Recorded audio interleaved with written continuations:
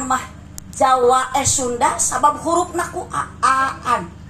Itu bedana Sunda jeung Jawa.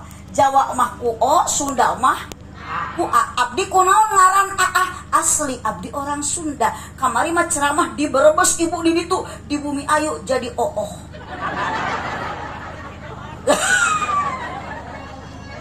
Sok Bu, di Sunda Jaka berarti di Jawa mah ngomong Pak.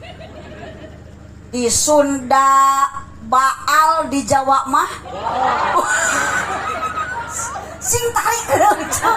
Ieu mah nyaritakeun perbedaan Sunda jeung Jawa. Di Sunda mah Jaka, di Jawa mah Joko. Di Sunda Baal, di Jawa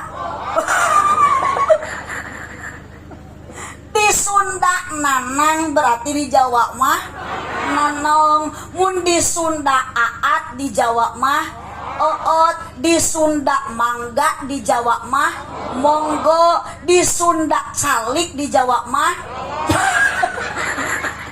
Colok. Wah, Bapak Warsito sareng